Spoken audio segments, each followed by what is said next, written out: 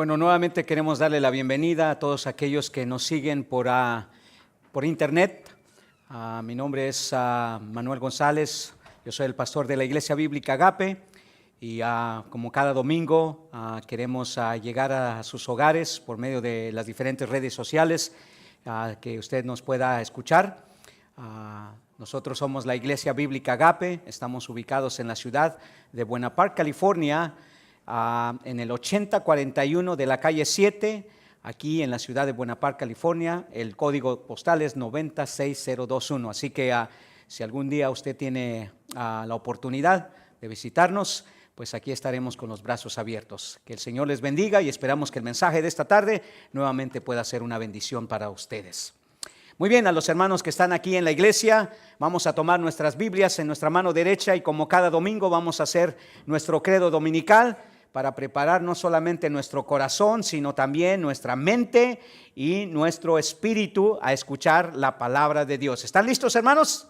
Muy bien, vamos a decirle al Señor, esta es la palabra de Dios y cuando se abra, estaré atento para escucharla, reverente para oírla, emocionado para aprenderla y sencilla para recibirla. Que Dios bendiga su palabra. Amén. Muy bien. En esta tarde quisiera que observáramos un pasaje de introducción. Vamos a continuar el tema de hacia el verdadero conocimiento de Dios. Vamos a tomar la quinta parte de este mensaje que hemos estado desarrollando ya por los últimos meses en cuanto a los decretos de Dios en los asuntos continuos de nuestra vida. Así que el pasaje que vamos a leer se encuentra en 1 Corintios capítulo 15 versículo 4. Es un pasaje que solamente vamos a usar como introducción. 1 Corintios capítulo 15 versículo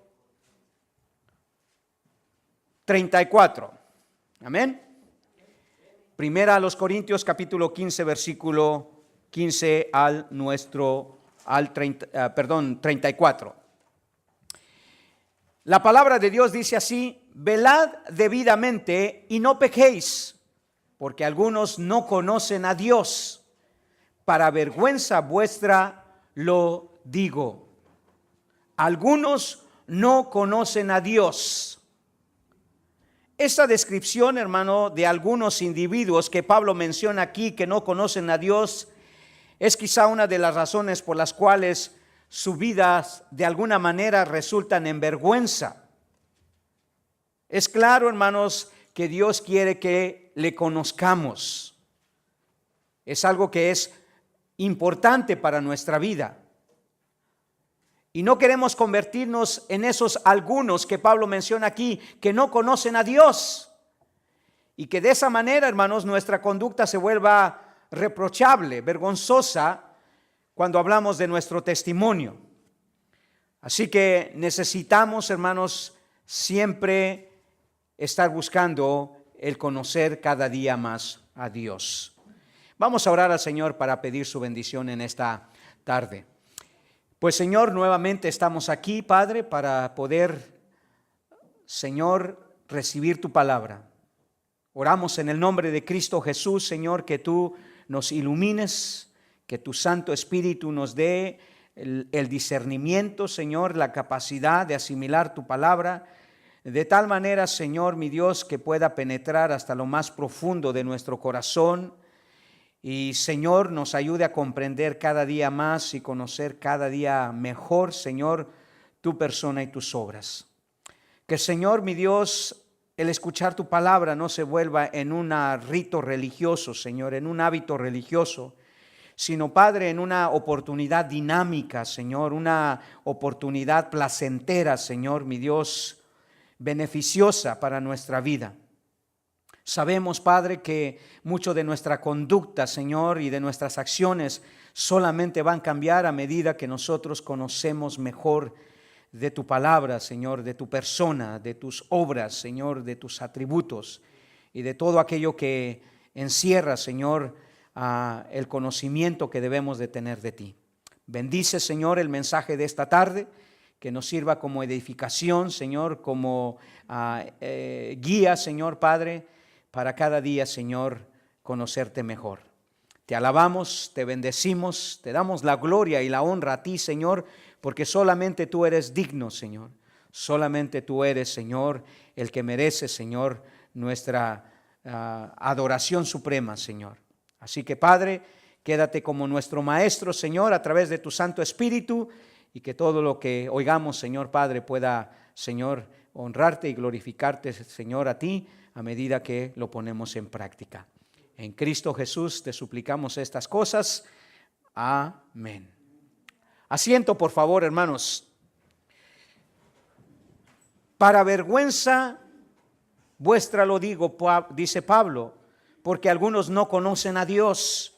Nuestro conocimiento de Dios, hermanos, no debe ser ni mediocre ni superficial.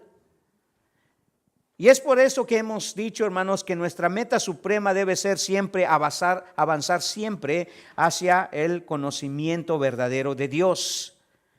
Nuestro conocimiento de Dios, hermanos, nos debe de llevar, hermanos, a un nivel de conocimiento en el cual cada día estemos más y más familiarizados, hermanos, con todo lo que es Dios, con todo lo que Él hace, con todo lo que Él ha prometido, con todo lo que Él ha advertido, con todo lo que tiene que ver con Dios. Debe ser constantemente algo que va incrementándose en nuestra vida. Un aspecto en el cual hemos estado hablando que nos va a permitir ampliar ese conocimiento de Dios es que conozcamos más de la soberanía de Dios, hermano. Uno de los atributos del cual Dios más quiere que nosotros conozcamos es sobre su soberanía. Específicamente hemos estado meditando en estas semanas aquello que tiene que ver con la soberanía de Dios en los decretos que Él ha, hermanos, decretado en cada uno de los asuntos de nuestra vida. Los decretos de Dios sobre los asuntos continuos de nuestra vida. La palabra de Dios, hermanos, dice claramente que Dios tiene soberanía sobre todo lo que sucede en nuestra vida, sea bueno o sea malo. Aunque a nosotros en primera instancia nos parezca que eso no tiene sentido o cómo Dios puede estar involucrado en eso malo que nos pasa, cuando normalmente tendemos a pensar que todo lo que Dios hace es bueno. Y así es. La realidad es que la Escritura nos dice, hermanos, que Dios, al estar en control de todo, permite ciertas cosas y decreta ciertas cosas para el bien de nuestra vida, aunque en primera instancia puedan ser algo que nos lleve a el sufrimiento. Es por ello que tenemos que conocer esos decretos soberanos en las dos formas en las que Dios las lleva a cabo en nuestra vida. Estos dos decretos soberanos, dijimos, tienen dos formas en que Dios está involucrado en cada asunto de nuestra vida. Primero, los decretos volitivos o eficaces. Y ya hemos dicho por tercera ocasión quizá que una manera de describir cómo son esos decretos volitivos o eficaces es en la manera que el teólogo Charles Hodge lo define cuando él dice que esos decretos volitivos o eficaces son aquellas decisiones que Dios lleva a cabo por su propio poder y cumplir con los propósitos que él mismo ya había determinado. Y una manera que dijimos lo podemos ver definido en las Escrituras es a través del pasaje de Isaías capítulo 14 versículo 27, donde el Señor dice: porque Jehová de los ejércitos lo ha determinado, ¿y quién lo impedirá? Y su mano extendida, ¿quién lo hará retroceder? Entonces tenemos que darnos cuenta, hermanos, que hay decisiones que Dios ha hecho, hermanos, que van a ser eficaces porque no van a cambiar, ya algo que Dios ha determinado que tengan que suceder y van a suceder. Y todos esos asuntos que Dios ha decretado tienen una implicación directa con nosotros, hermanos. Todo lo que Dios ha decidido. Nuestros pensamientos, nuestras acciones, hermanos, están bajo el escrutinio de Dios, y Él ha determinado cada uno de esos pensamientos y cada una de esas decisiones. Ahora, muchas gentes se preguntan, entonces, ¿cómo es que pasan todas las cosas en nuestra vida? Y hay veces cosas dolorosas si Dios está en control de todo, ¿no? Dios ha decretado todo lo bueno para nosotros, es verdad, pero también tenemos que entender que Dios ha decretado ciertas cosas que van a suceder en nuestra vida. Y eso es lo que se conoce como los decretos permisivos. El teólogo Arthur W. Pink, dijimos en su libro sobre la soberanía de Dios, dice que esos decretos permisivos los podemos definir como decisiones que Dios permite que sucedan por acción de sus criaturas, con las cuales Él lleva a cabo su perfecta voluntad en su propósito eterno que tuvo para con ellos o para con nosotros. Entonces, hay decretos que Dios ha permitido, hermanos, que van a suceder en nuestra vida para poder llevar a cabo su voluntad. En otras palabras, aunque sea un poco confuso de entender, hermanos, Dios ya decidió lo que nosotros vamos a decidir. Y las decisiones nuestras solamente van a cooperar con lo que Dios ya ha determinado que suceda en nuestra vida. Y es la manera que podemos definir los decretos. Es la manera que dijimos, podemos entender lo que Pablo dice en Romanos 8:28, cuando él dice que sabemos que a los que aman a Dios todas las cosas le ayudan a bien, esto es, a los que conforme a su propósito son llamados. Entonces, Dios, hermanos, está involucrado en cada asunto de nuestra vida y por supuesto que va a permitir ciertas decisiones, ciertas circunstancias en nuestra vida que van a resultar, aunque en primera instancia sean dolorosas, sean de tipo para nosotros incluso accidentales, las va a permitir, hermano, porque al fin y al cabo Dios va a cumplir su voluntad. En realidad tenemos que entender, hermano, cuando vivimos nuestra vida no estamos viviendo nuestra voluntad, hermano. Esa es la realidad. Uno pensaría que uno está viviendo de acuerdo a su voluntad o de acuerdo a lo que uno quiere. Pero quiero decirle, hermanos, a la luz de lo que la palabra de Dios dice, toda decisión, todas circunstancias de nuestra vida ya ha sido decidida. O sea, en otras palabras, no vamos a hacer nada de lo que Dios no ha determinado que vamos a hacer, aunque nos va a permitir hacer ciertas decisiones. ¿Suena confuso? Al parecer sí, hermanos, pero nos hemos dado cuenta que eso es parte de las limitaciones que tenemos como seres humanos. No podemos entenderlo todo, pero debemos aceptarlo todo. Bien, ahora, el primer asunto de los decretos de Dios sobre los asuntos continuos de nuestra vida, dijimos, son los decretos volitivos o eficaces de Dios en cada asunto de nuestra vida.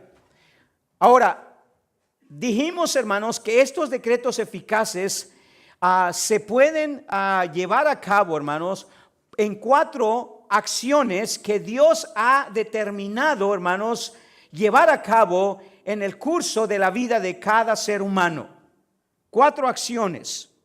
Estos decretos volitivos, dijimos, podemos dividirlo en 4 acciones de Dios que tienen un efecto directo en nuestra vida, tanto en lo temporal como en lo eterno. Dijimos, por ejemplo, que Dios, hermanos, ha decretado el hecho de crear todas las cosas para manifestar su gloria. ¿Ok? Dios decretó el crear, hermano, no porque necesitaba crear, o no porque necesitara la adoración de sus criaturas, ni mucho menos estaba buscando la felicidad de sus criaturas, aunque fue un resultado, hermanos, de su creación, fue un beneficio de su creación. Dios no crea que quiso crear porque le necesitaba a usted que lo adorara. Él ya lo adoraban, hermano. Él ya era digno de adoración antes de que lo creara a usted. Y digo esto porque muchas personas creen equivocadamente que Dios tenía la necesidad de crear pues para que pudieran adorarlo, sino ¿quién adoraría a Dios? Dios no necesita nuestra adoración, pero nos creó para manifestar su gloria. Él deseaba que todas sus criaturas, hermanos, pudieran apreciar su gloria. Apocalipsis 4:11 dice, solo Señor, digno eres tú de recibir la gloria, la honra y el poder, porque tú creaste todas las cosas y por tu voluntad existen y fueron creadas. Así que, hermanos, fuimos creados con propósito.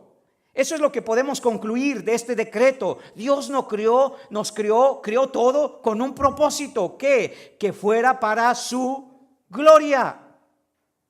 Y eso es muy importante en el aspecto práctico de nuestra vida que vamos a ver más adelante. Una segunda acción que Dios lleva a cabo, hermanos, en estos decretos volitivos eficaces, son el decreto de salvar para manifestar su soberanía.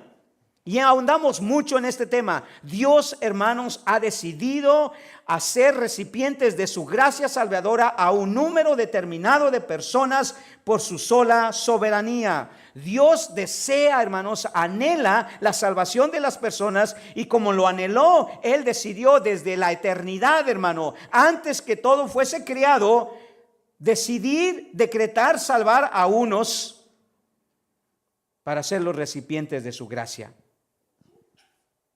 Nuestra salvación, hermanos, no comenzó cuando nosotros pusimos nuestra fe y nuestra confianza en Cristo. Eso nada más fue ya el resultado de una elección soberana que Dios hizo desde antes de la eternidad, antes que hubiera creado todo el Señor. Eso es lo que Pablo dice cuando él declara estas palabras en su carta a los Efesios, en el capítulo 1, versículo 3 al 5, cuando él dice: bendito sea el Dios y Padre de nuestro Señor Jesucristo, que nos bendijo con toda bendición espiritual en los lugares celestiales en Cristo, según nos escogió en Él antes de la fundación del mundo, para que fuésemos santos y sin mancha delante de Él, en amor, dice Pablo, habiéndonos predestinado para ser adoptados hijos suyos por medio de Jesucristo, según el puro afecto de su voluntad. Eso habla de una soberanía, hermano. Eso habla de una decisión previa que Dios hizo, no basado en nuestra decisión de aceptar a Cristo o rechazarlo. No, Él decidió salvar. ¿Por qué? Porque quería manifestar su soberanía. Es Dios quien elige, hermano. Jesús lo puso de esta manera: no me elegisteis vosotros a mí, yo os elegí a vosotros.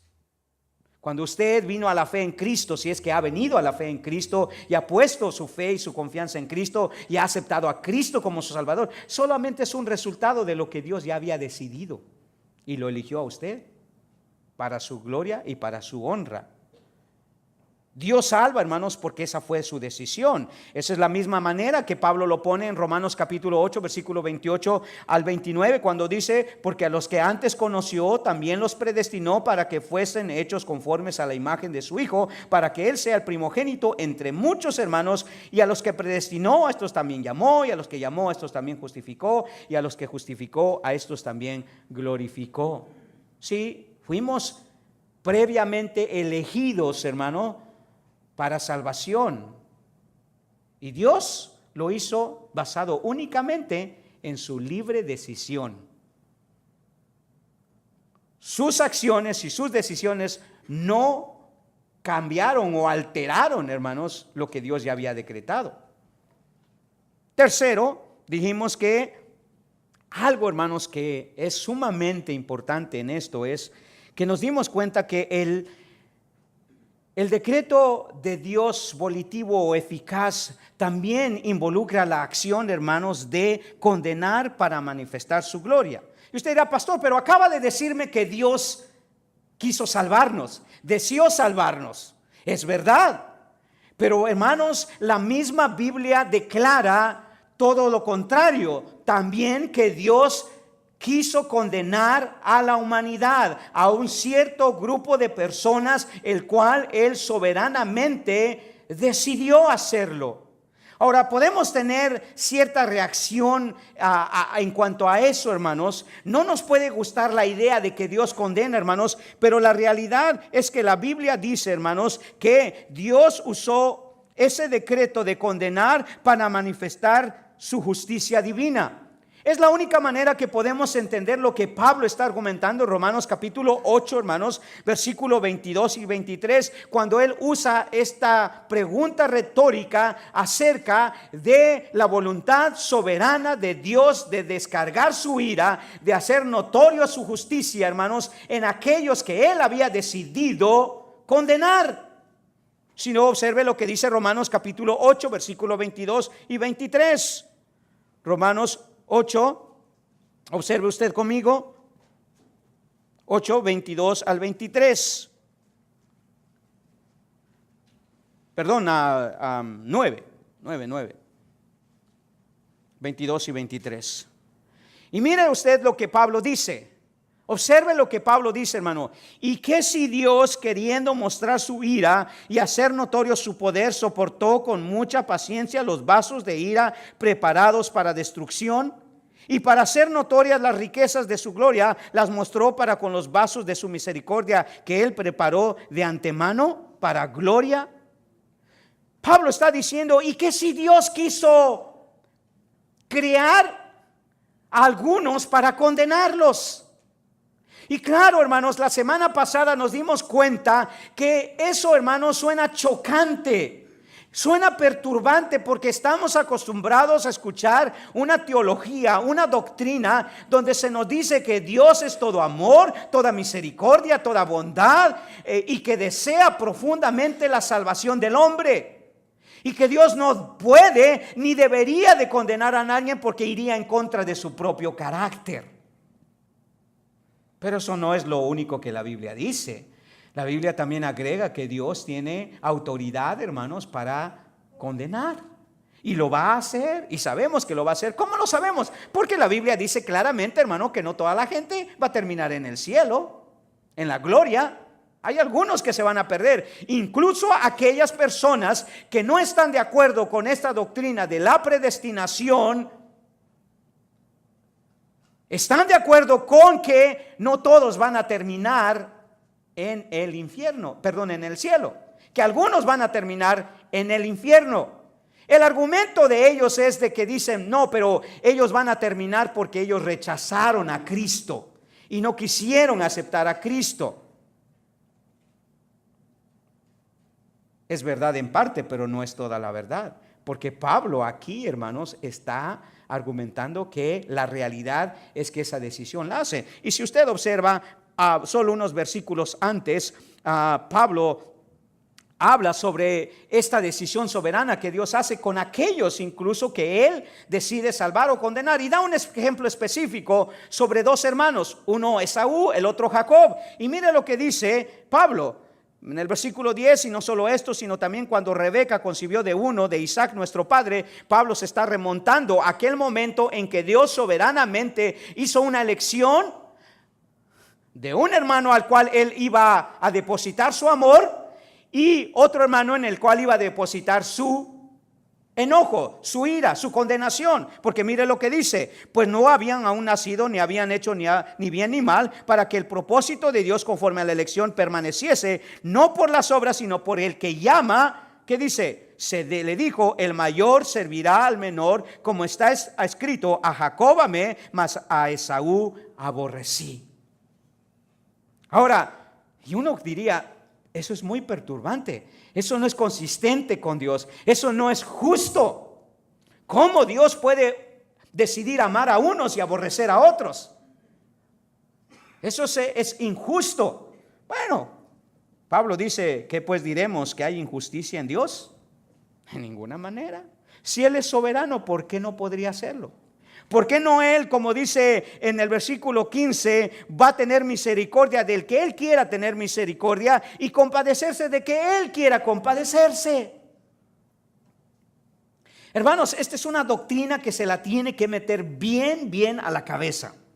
Tiene que asimilarla tal como la palabra de Dios lo dice. Y Dios, hermanos, ha decretado tanto la salvación de algunos como la reprobación de otros. La manera que el teólogo Wayne Grudem define esa teología sobre la reprobación, él dice que la reprobación es la decisión soberana de Dios desde antes de la creación de pasar por alto a algunas personas, decidiendo con tristeza no salvarlos y castigarlos por sus pecados y de esta manera manifestar su justicia. Ahora, créame, hermanos, yo tampoco entiendo cómo Dios puede hacer eso. Pero eso no quiere decir, hermanos, que no sea una cosa que Dios va a hacer. Acuérdese, le dije la semana, la razón no debe de prevalecer sobre la revelación.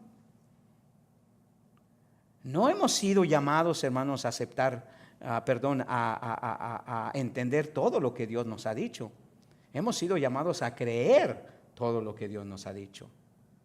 Y tenemos que entenderlo de esa manera. Ahora, sé, hermanos, que para ustedes es algo que es difícil, hermanos, de entender. Como un Dios amoroso, como un Dios misericordioso, como un Dios lleno de amor, de bondad y de misericordia, esté dispuesto, incluso haya ya decretado la condenación de algunos y la salvación de otros. Pero Pablo es claro cuando dice, hermanos, que eso es algo que Dios ha decidido. La Biblia, hermanos, es muy clara cuando dice que Dios pudo haber hecho eso y lo hizo. En Proverbios capítulo 16, versículo 4, observe lo que dice Salomón acerca de eso. Proverbios 16, 4, observe, usamos este versículo la semana pasada porque es muy importante. Mire lo que dice: todas las cosas ha hecho Jehová para sí mismo, y aún el impío para el día malo. 16:4, Proverbios 16:4. Ahora, aquí, hermanos, Salomón está diciendo, ¿Dios ha creado todo, sí o no? Y adivine quiénes forman parte de ese todo. Aquellos incluso que él va a condenar, porque dice, aún el impío para el día malo. Y eso es lo que Pablo está argumentando, hermanos, que no entendemos cómo es posible que Dios decida y no el hombre su destino eterno. Puede que nos parezca injusto, hermanos, e incomprensible, pero eso es lo que Dios ya había decidido. Y la doctrina de la reprobación, o sea, la doctrina que define que Dios, hermanos, ya de antemano ha condenado a algunos, hermanos, no es una doctrina que tiene mucha aceptación. Y la razón de ello es que mucha gente no entiende esa doctrina, mucha gente malentiende esa doctrina y mucha gente no la comprende, porque no se le ha sido enseñada de manera correcta. Pero aquí hemos hecho hincapié, hermanos, cientos y cientos de veces, hermanos, que la única razón que podemos concluir que Dios pudo elegir a algunos y condenar a otros es porque Él es soberano. No fue determinado en base en nada de lo que el hombre haya hecho. Eso es lo que Pablo nos dice allí en Romanos, hermanos. Dice, así que no depende del que quiere ni del que corre, sino de que Dios que tiene misericordia.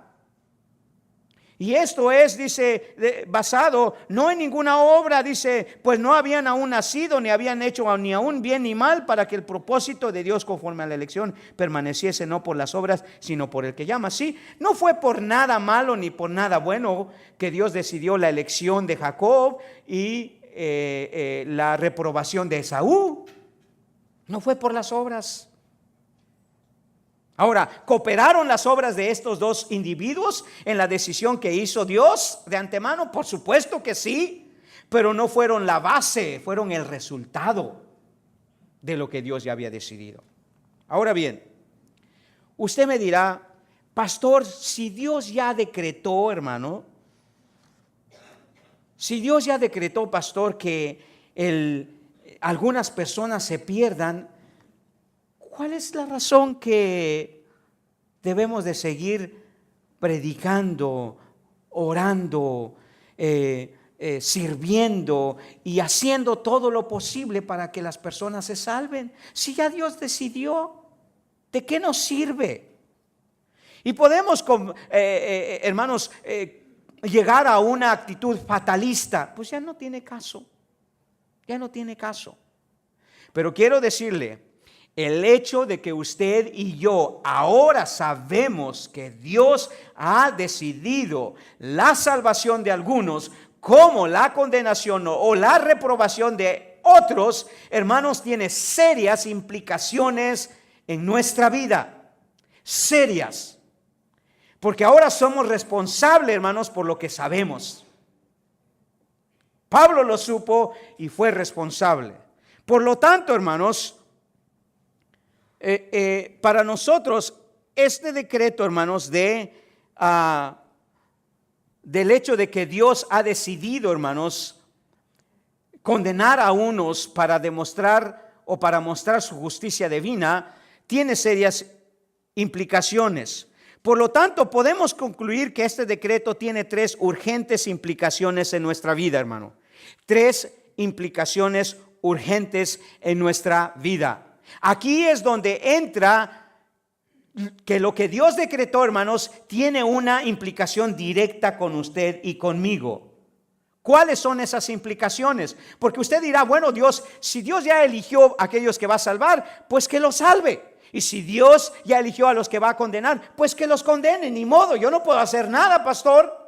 Bueno, no es lo que la Biblia dice. Ahora usted es responsable por conocer este decreto, hermano.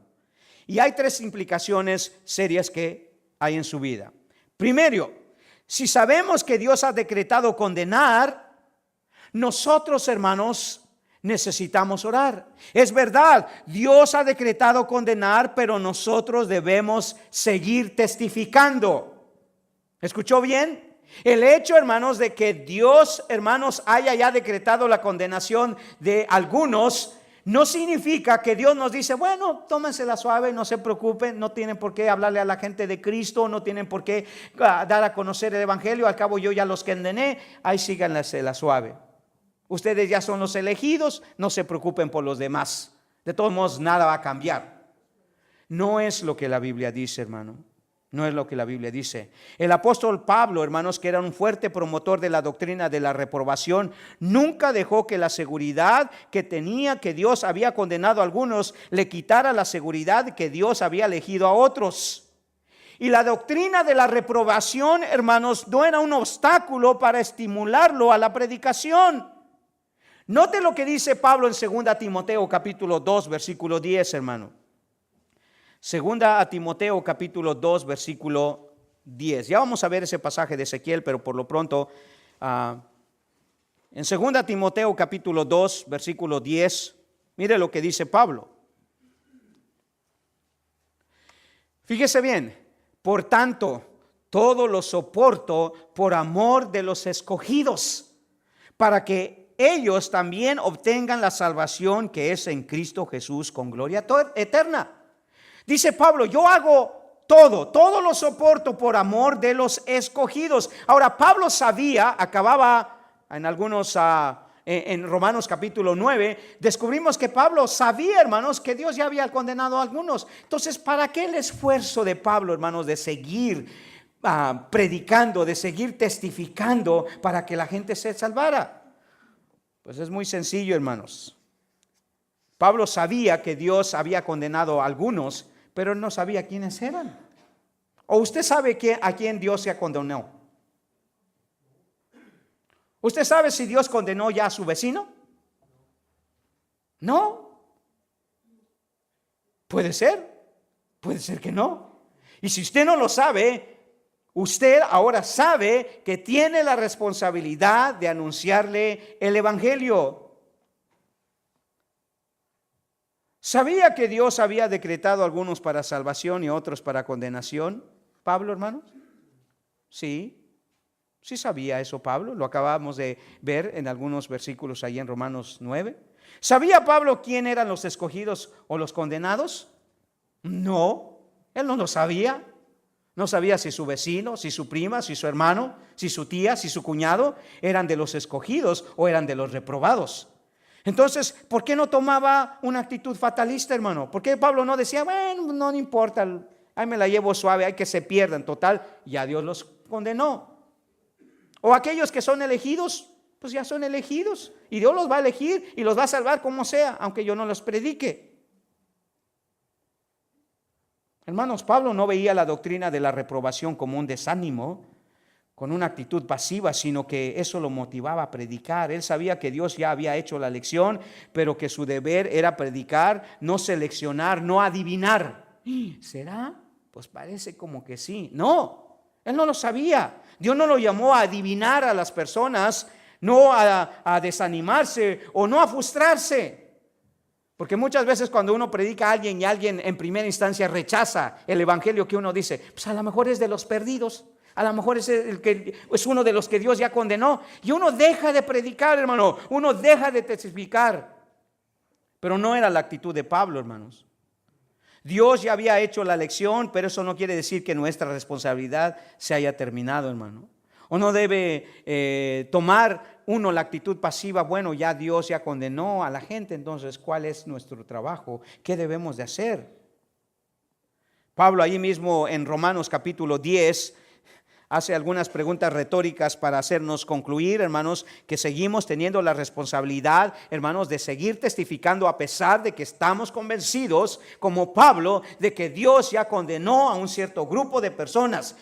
¿Quiénes son? No lo sabemos. Puede ser usted incluso, pero eso no me quita que tengo que decirle que sin Cristo usted se va a perder. Sin Cristo usted se va a ir al infierno. Eso no me quita, porque mire lo que dice Pablo en el versículo 14 de Romanos 10.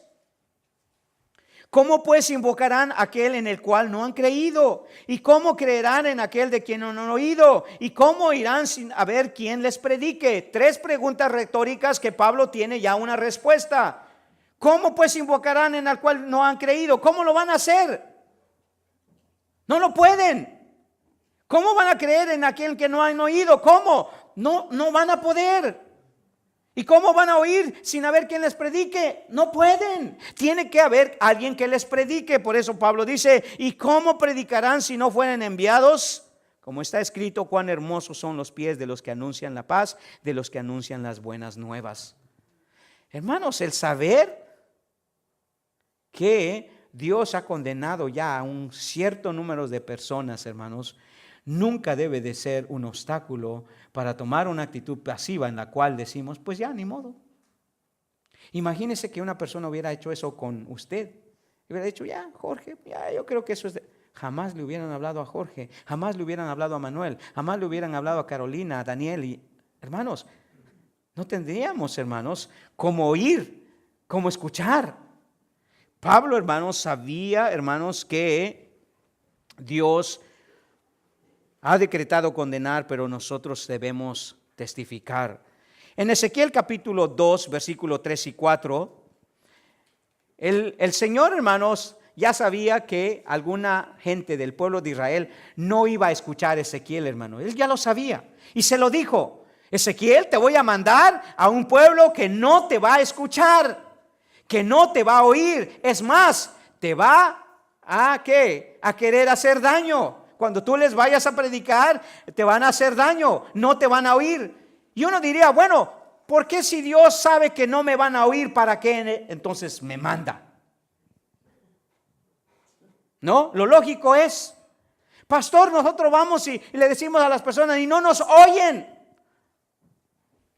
De todas maneras, hermanos, tenemos que ir. Ezequiel dice en el versículo 3 del capítulo 2, Ezequiel 2, versículo 3 y 4, mire lo que dice. Y me dijo, hijo de hombre, yo te envío a los hijos de Israel, a gentes rebeldes que se rebelaron contra mí. Ellos y sus padres se han rebelado contra mí hasta este mismo día.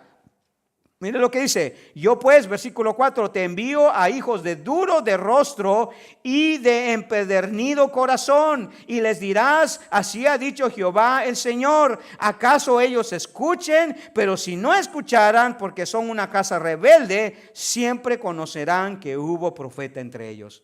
El Señor le dice, mira Ezequiel, si te escuchan o no te escuchan, tú ve. Y hermanos, hay gente condenada ahí en el mundo. De eso estamos convencidos, yo estoy convencido. Pero eso no me quita de seguir testificando. ¿Por qué? Porque yo sé que hay condenados, pero yo no sé quiénes son. O usted sí sabe, o usted es adivino, o usted es mago, o usted es Dios. No. Entonces, nuestra actitud debe de ser, hermanos, de seguir testificando. Entonces, Dios ha decretado condenar, pero nosotros debemos de seguir testificando, hermano. Porque hay personas que todavía no conocen. Pablo tenía todos sus esfuerzos en una sola cosa, hermano, en la prédica del evangelio. A pesar de que Pablo sabía de la doctrina de la reprobación, hermano. En Romanos capítulo 15, versículo 20, mire cuáles son las expresiones que usa Pablo en cuanto a su prioridad en su vida, en cuanto a su prioridad sobre la predicación de la palabra de Dios. Ahí mismo en Romanos capítulo 15, versículo 20. Mire lo que dice Pablo.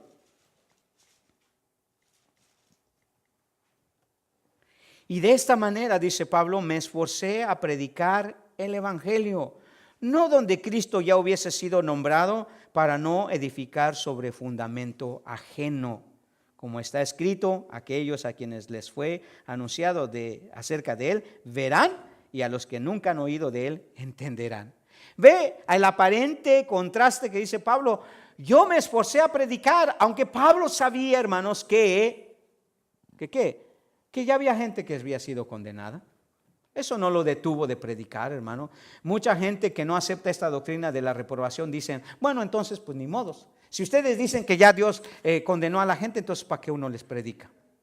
Pablo no tomaba esa actitud, hermanos. Pablo sabía que el Señor lo había mandado a predicar. La primera implicación que tiene en nuestra vida este decreto de que Dios ha decidido condenar, hermanos, es testificar. Segundo, es que Dios, es verdad, hermanos, ha decretado condenar, pero nosotros debemos orar. Hermanos, si hay algo que nos debe de motivar, el hecho de saber que Dios ha escogido a algunos para salvación, como ha escogido a otros para condenación, lo que más debe de hacer en nuestra vida es motivarnos a la oración, hermanos. Pablo era un hombre que, sabiendo que Dios ya había elegido a algunos y había condenado a otros, su anhelo, hermanos, era la salvación de su pueblo. ¿Y sabe cómo manifestaba ese anhelo? A través de la oración. Mire lo que dice Romanos capítulo allí en el capítulo 11, hermanos.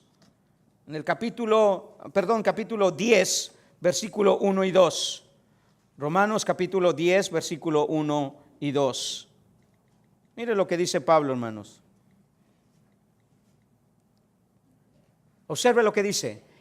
Hermanos, ciertamente el anhelo de mi corazón y mi oración a Dios por Israel es que, ¿es para qué? Es para salvación. Porque yo les doy testimonio de que tienen celo de Dios, pero no conforme a ciencia. Sí, hermanos, Pablo dice, yo estoy orando por mi pueblo. Ahora, Pablo sabía que había unos que ya Dios había determinado condenar, sí. Sabía que Dios había decidido salvar a unos, sí. Pero por eso, porque sabía que Dios ya había elegido a algunos para salvación, oraba más intensamente. Y porque sabía que Dios había decidido condenar a algunos, su oración se incrementaba porque sabía que él necesitaba orar por ellos. Él no sabía quiénes eran. Por lo tanto, ¿qué hacía? ¿Se ponía a adivinar?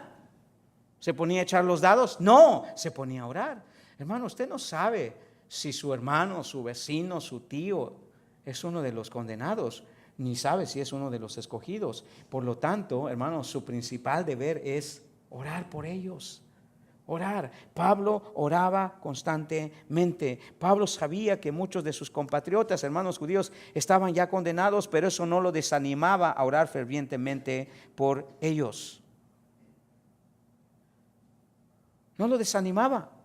Al contrario, seguía orando. Dice, hermanos, ciertamente el anhelo de mi corazón y mi oración a Dios por Israel es para salvación. Pablo sabía que no todos los israelitas se iban a salvar, hermano. Pero él anhelaba profundamente eso. Y como no sabía quiénes eran, ¿qué hacía? Testificaba, número 1, les predicaba. Y número 2, oraba por ellos. Nunca se desanime, hermano, porque la gente lo rechaza y no lo quiere escuchar en primera instancia. Al contrario, ore. Tal vez es uno de los elegidos, solamente que no ha llegado su tiempo, solamente que todavía Dios no ha preparado su corazón. Pero a lo mejor él es. Usted no lo sabe, yo no lo sé, hermanos. Y no es que Dios quiere que juguemos a las adivinanzas, hermano. Dios quiere simplemente que hagamos su voluntad. Y Pablo sabía que la voluntad de Dios era la oración por su pueblo. Ahora, note la manera increíble en que Pablo revela esa situación, hermano. Es verdad que muchos del pueblo de Israel se perderían, pero también muchos se iban a salvar. Y esa es la razón que Pablo oraba. En Romanos capítulo 11, en el versículo 25, mire lo que dice Pablo. Romanos 11, 25.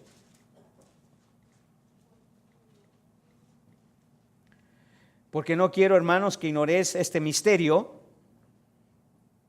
para que no seáis arrogantes en cuanto a vosotros mismos, que ha acontecido a Israel endurecimiento en parte hasta que haya entrado la plenitud de los gentiles. Sí, Pablo dice, yo sé que Dios ha endurecido a algunos de mi pueblo.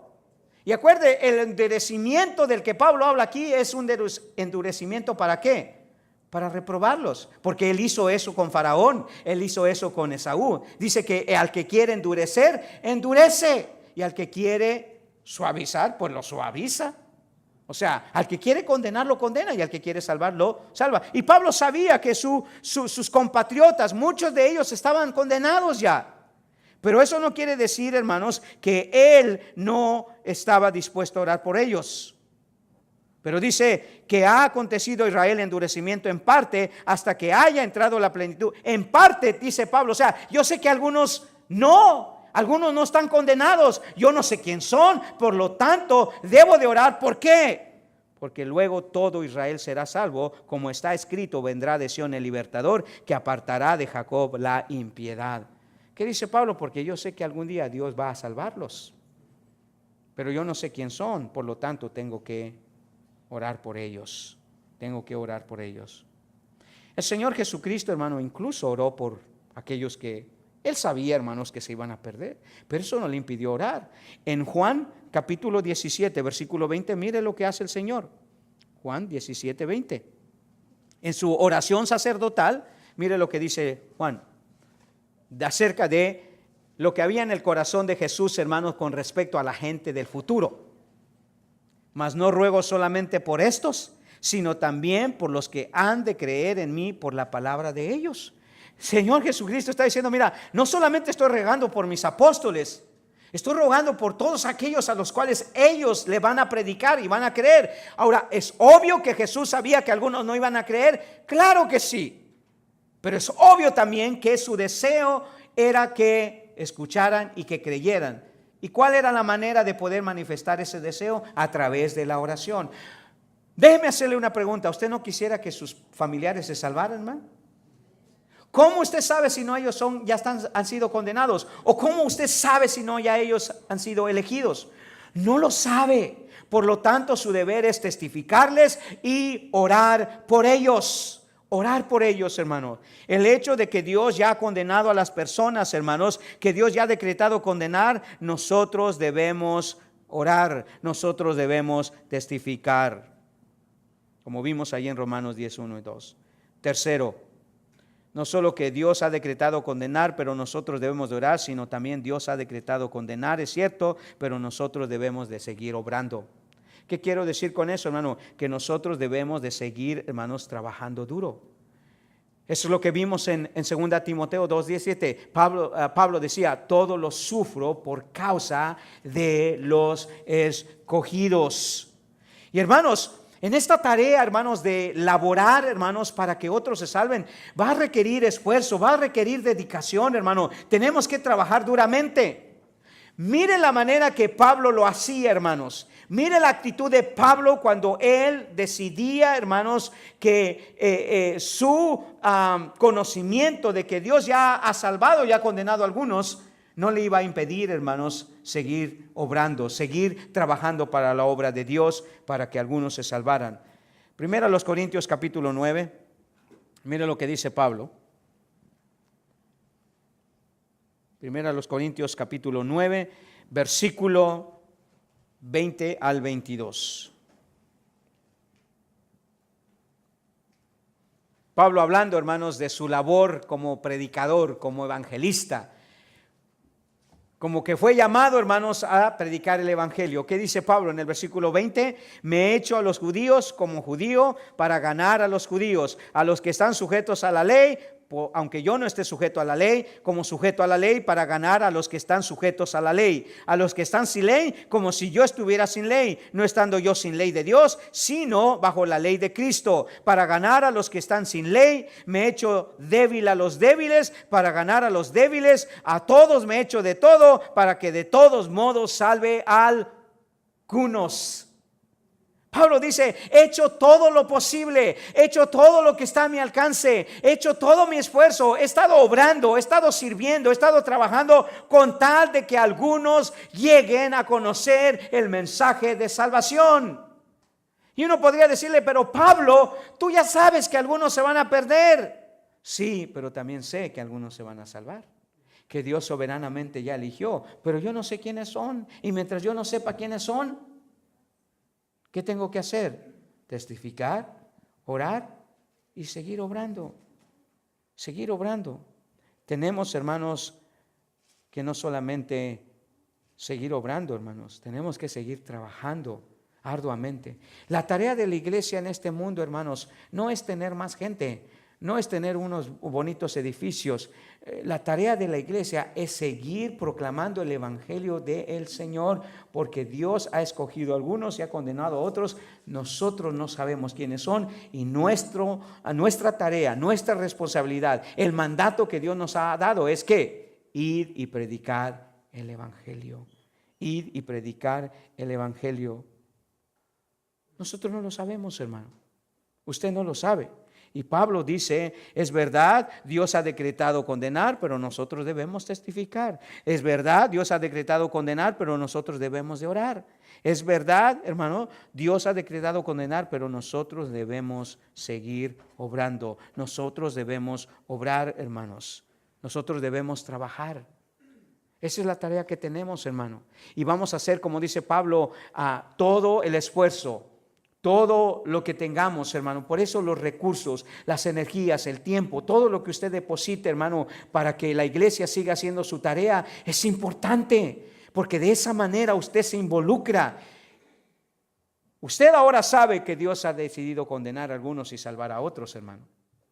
Y es su responsabilidad, hermano, que usted siga testificando, siga orando y siga obrando para que el evangelio se expanda. Quiero terminar con este pasaje. En Hechos capítulo 13, versículo 44.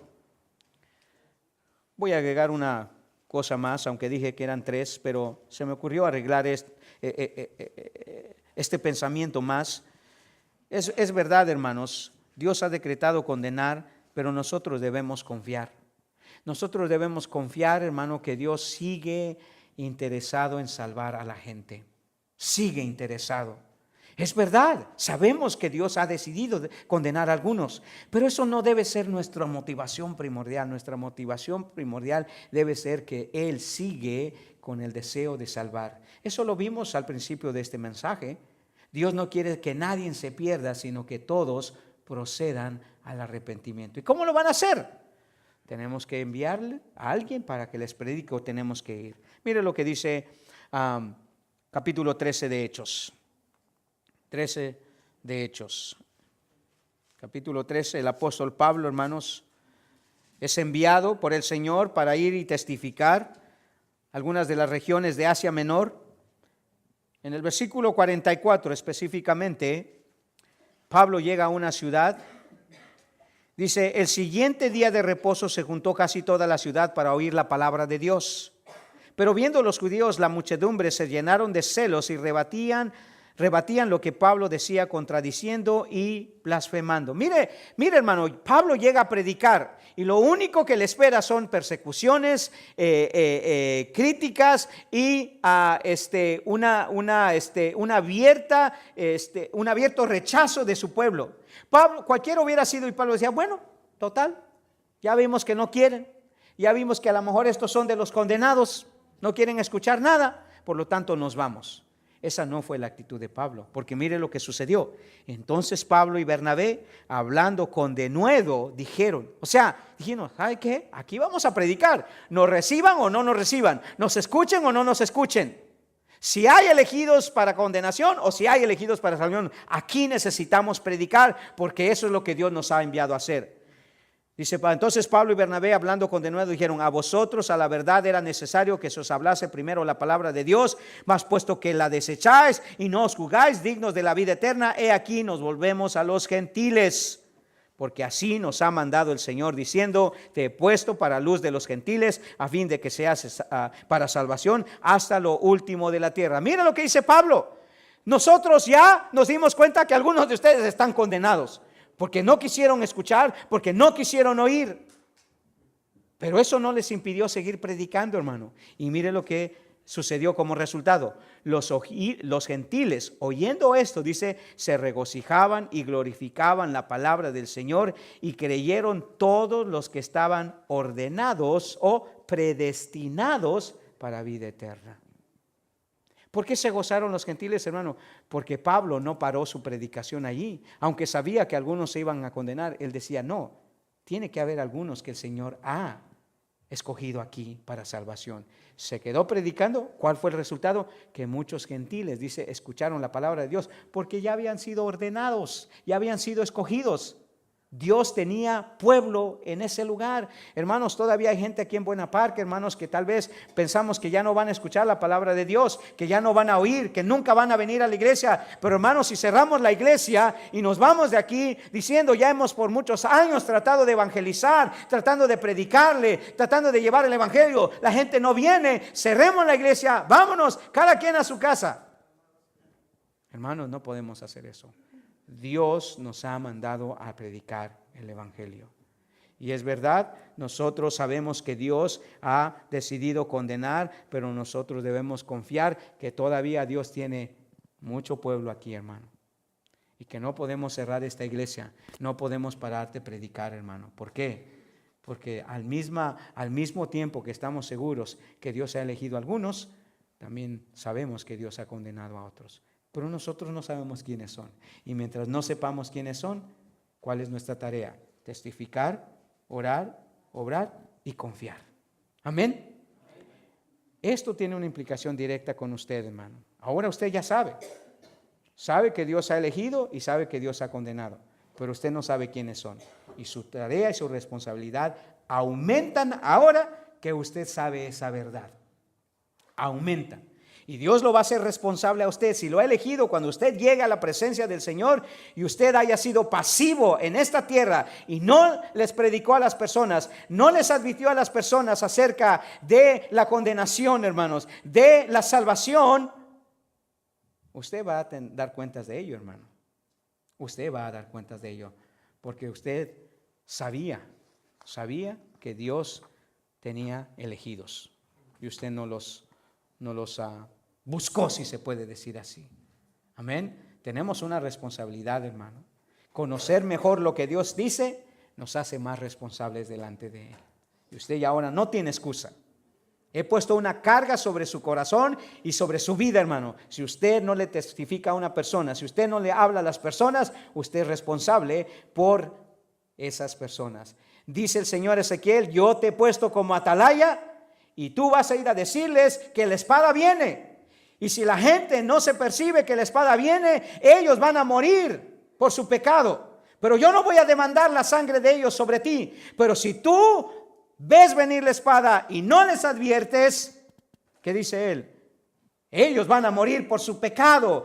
Es verdad, pero su sangre las voy a demandar de tus manos. Advertencias serias, hermano. Con razón Pablo decía en 1 Corintios 9, ay de mí si no predicara el evangelio. Ay de mí. Y ay de usted también. Y ay de mí. Hermanos, Dios todavía tiene elegidos. Confíe en que es uno de sus familiares y no deje de hablarles. Usted no se imagina lo terrible que va a ser el infierno para ellos, hermano. Amén. Vamos a orar al Señor. Padre Celestial, tal vez aquí mismo, Señor, tenemos personas que aún no han conocido a Cristo ni han aceptado a Cristo como el Señor de sus vidas. Padre, ayúdanos a no caer en la indiferencia, Señor, de no hablarles de tu palabra.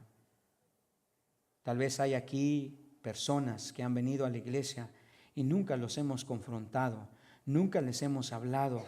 Si ellos han puesto su fe y su confianza en ti. Padre, el saber más no necesariamente, Señor, nos hace más capaces, pero sí el saber más nos hace más responsables, Señor. Así que te pedimos, Padre, que nos ayudes a no desanimarnos, a no desfallar, Señor, a no ser indiferentes.